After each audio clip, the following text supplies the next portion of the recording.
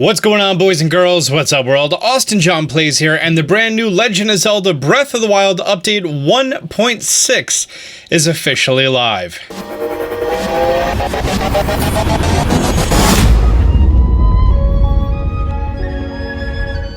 It has been so long since we've received an update for Legend of Zelda Breath of the Wild. I believe it was DLC Pack 2 when it actually got the most recent update. When was that? January 31st, 2018. So more than one entire year ago was this update. All right, so here is my 100% playthrough that I did a long time ago. And the biggest feature now is system options, and you're gonna see use Toy-Con VR goggles.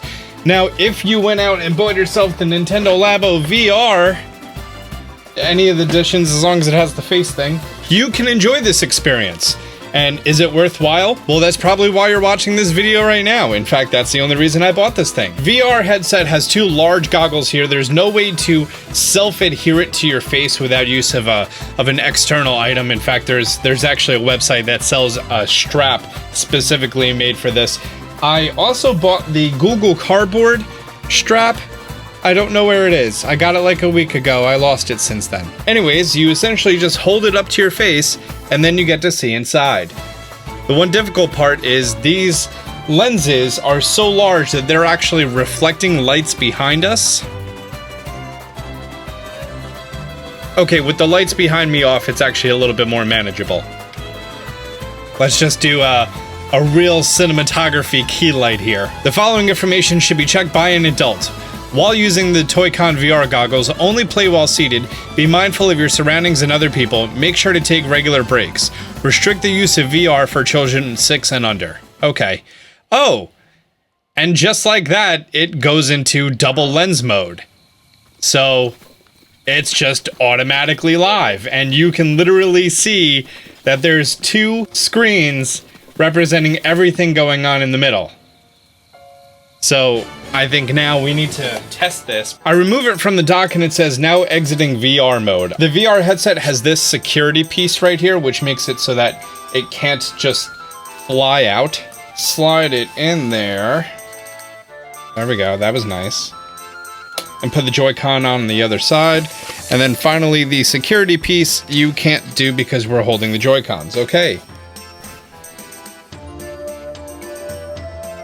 Well, for starters, it is as pixelated as I thought it would be. However, the 3D is pretty great. It really is. But the resolution is so low. My stamina meter, I can literally see the pixels on it. My Hylian shield looks so pixelated. It's kind of hard to see my hearts and my speed up in the top left. And I know this is just kind of me talking. However, I kind of want to give you an idea of what this feels like. Now, the purpose of the two lenses is to make it so that it's actually visible in 3D, and you're not just emulating a 3D world, you're actually legitimately seeing a 3D world. So this kind of gives you an idea on the actual clarity that you are seeing. So this is technically what your left eye would be seeing, and the right is just a slightly different image. And some objects appear closer or further depending on actually how close they are.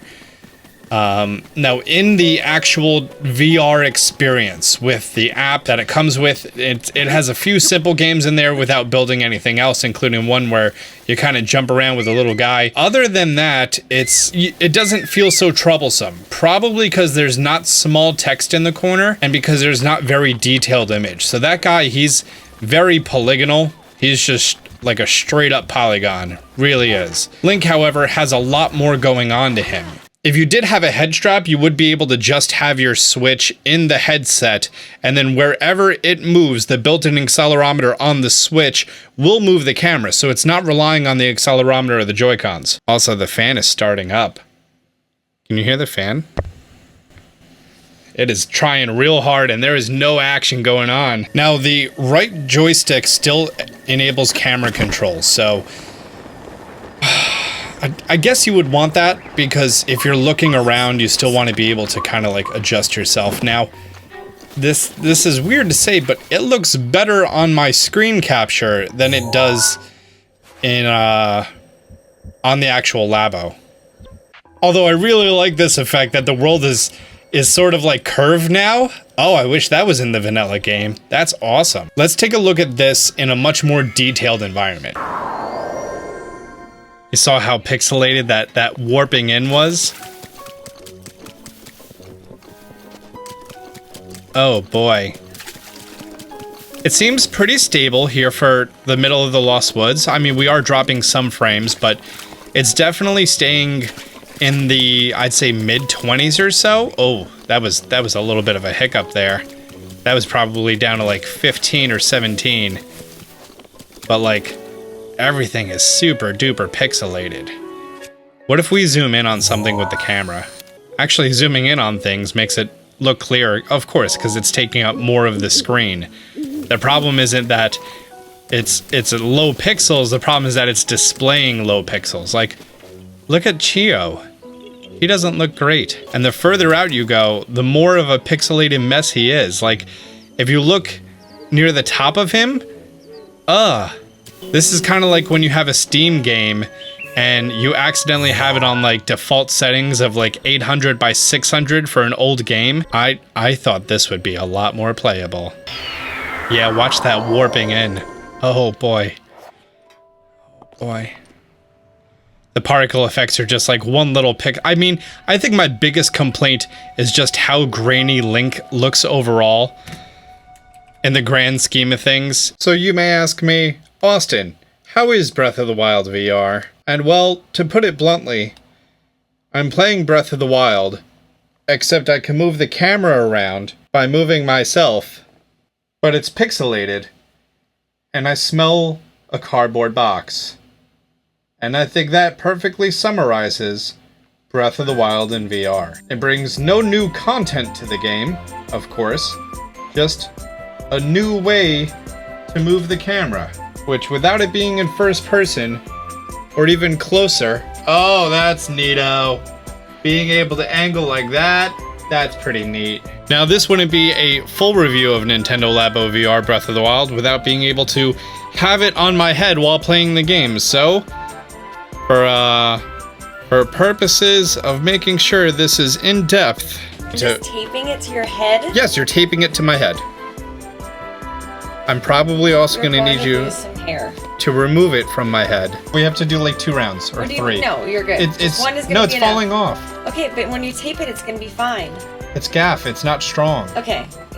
The strongest. Now, no, gaff is not the strongest. Duct tape is. You want it all around the front again? Yeah. It needs to stay on snugly. A little bit lower than the last one. It's lower. Okay. Promise me it's lower? It's lower. Okay. All right. Great.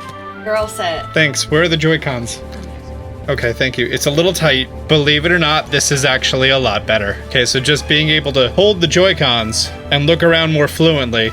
Okay, yeah, this is a dramatically better experience. I wish I could show you how awesome it is me riding around on this motorcycle right now, but we're just going over big hills.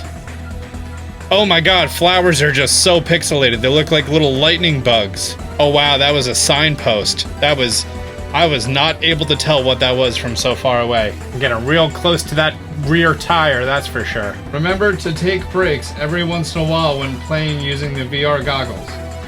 Oh, I just got one of those little notifications in the corner. If you own Legend of Zelda Breath of the Wild... Oh wow, water did not load in well. Exactly where I am right now, it is impossible to distinguish what is going on. Ow. Okay, that was fun. I may have had that on my face a little tight. Now, do keep in mind, this is a full view, and that's not what your eyes are actually focusing on.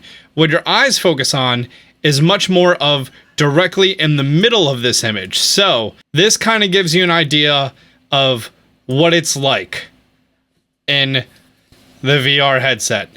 And while you're running around, just the grass and seeing the ground and then all of the rain falling, overall a rough experience.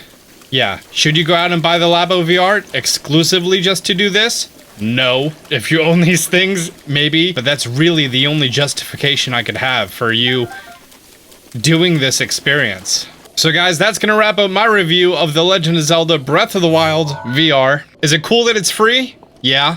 Is it a reason you should go out and buy Labo VR? No. But that's gonna be wrapping this up. Guys, if you've enjoyed this video, be sure to leave a like down below. If you're new to the channel, be sure to subscribe, turn on notifications. Until next time, Austin John out.